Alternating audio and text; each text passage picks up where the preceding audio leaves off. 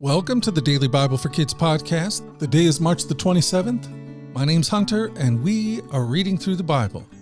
Kids from all around the world gather here to listen to these amazing stories from the Bible. And today, we're in the book of 1 Samuel chapter 13. The Philistines were about to attack Israel, and Saul was getting really worried. Would he trust God or take matters into his own hands?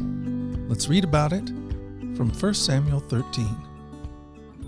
The Philistines mustered a mighty army of 3,000 chariots, 6,000 charioteers, and as many warriors as the grains of sand on the seashore.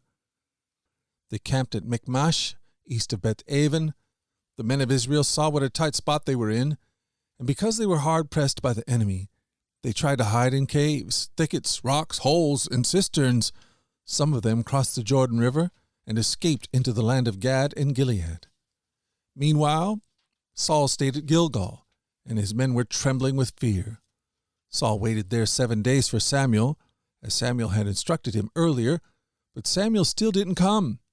Saul realized that his troops were rapidly slipping away, so he demanded, "Bring me the burnt offering and the peace offerings."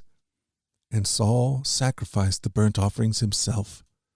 Just as Saul was finishing with the burnt offering, Samuel arrived. Saul went out to meet and welcome him. But Samuel said, "What is this you have done?" Saul replied, "I saw my men scattering from me, and you didn't arrive when you said you would, and the Philistines are at Michmash ready for battle. So I said, the Philistines are ready to march against us at Gilgal, and I haven't even asked for the Lord's help. So I felt compelled to offer the burnt offering myself before you came." "How foolish," Samuel exclaimed.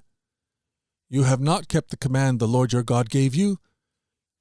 Had you kept it, the Lord would have established your kingdom over Israel forever. But now your kingdom must end. For the Lord has sought out a man after his own heart. The Lord has already appointed him to be the leader of his people, because you have not kept the Lord's command." Wow, what a story. The Israelites were in battle, and Saul and his men were afraid. Now, we can trust God when we're afraid. But sometimes when we're afraid, it's hard to trust God. It's kind of like a vicious circle. But one of the most important things we can learn in this life is that God wants you to know Him as Father, a good Father, a Father that we can trust even when we're afraid. We don't have to panic or take things into our own hands. We can trust God because He's a good Father. And He will protect us, defend us, and be with us, no matter what. And that, my friend, is good news.